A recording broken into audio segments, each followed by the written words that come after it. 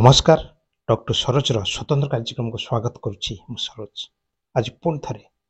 political postmortem खंडपड़ा निर्वाचन मंडली आम जाना खंडपड़ा जीतब किए कार हम खंडपड़ा आउ सब जानापी आमको मन पकड़ा पड़ो गोटे छोटिया उदाहरण नवा ए छोटिया उदाहरण मध्यम आम बुझीपर कि रही अंक कषा मनकर तो दुईटी प्रार्थी भितर 10टी भोट रहा तेरे जितवाई हेले जन को 6टी भोट आवश्यक पड़ुछि 7 हेले जितब 8 हेले जितब एपरिक 9 हेले जितब किंतु अति कम रे ताको दरकार निहाती भावे 6टी भोट से भली भावे यदि खंडपड़ा निर्वाचन मंडली कथा कहवा तेरे एठी अछंती 10 जन प्रार्थी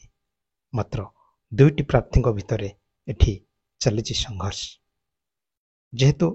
तांको भितरे कंपिटिशन अधिक रही तेणु बीजेडी एवं बीजेपी को छाड़ी देकी आम अन्य 8 जन को स्वतंत्र भाव गोटे ग्रुप करदे तेणु खंडपड़ा निर्वाचन मंडली की आम जो पशिबा तेबे आम सामने आखि सामने रहिबो 3टी ग्रुप कथा गोटे हूँ बीजेडी गोटे हूँ बीजेपी आ गोटे हूँ 8 जन को लेकिन अन्य गोटे ग्रुप तेबे एठी प्रश्न आसीबो जे एठी जितिबो किए जेहेतु अनेक थर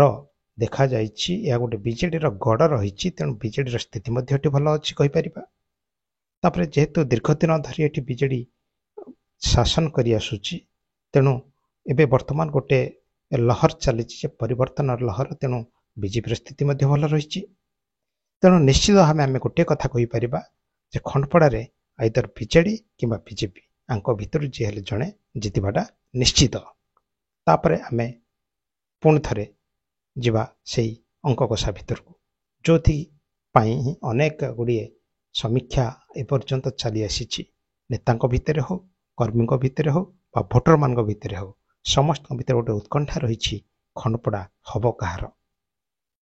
एवं जीवा खंडपड़ार अंक कषा भितर को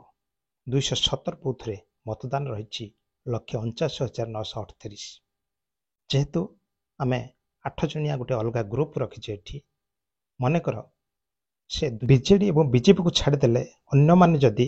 1000 भोट नहीं जाती तेबे एठी बीजेडी और बीजेपी मध्य जी 74,470 भोट पाइब सी जितिब से भली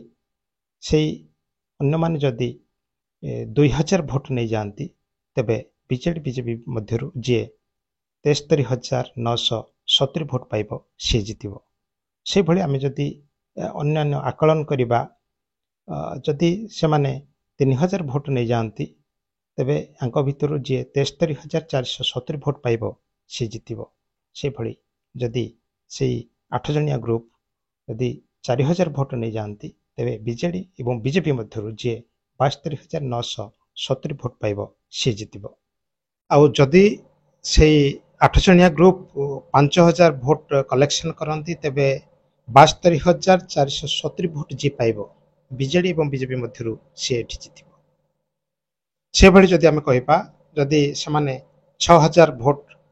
कलेक्शन कर दियंती तेबे 71,970 भोट जी पाइब से बीजेडी हो बा बीजेपी हो से खंडपड़ा निर्वाचन मंडली जितिब जदि बीजेडी बीजेपी को छाड़ी देकी अन्य मान जदि 7000 भोट जदि नहीं जाती तेबे एठी जी 71,470 भोट पाइब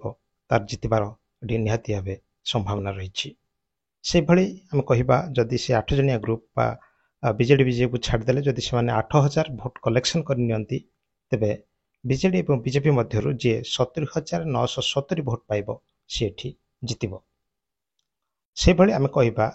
बीजेडी बीजेपी को छाड़देले जदि से टोटाल निर्वाचन खंडपड़ा निर्वाचन मंडली जदि 10,000 भोट संग्रह करदेबे तेबे बीजेडी और बीजेपी मध्य जी 69,970 भोट पाइब सी जितिब तेबे ये थिला फिगर जाको आमे गेस करचे बा से अनुसार आमे आकलन करिबा आमे तो टोटाल राउंड फिगर संख्या कहले जदि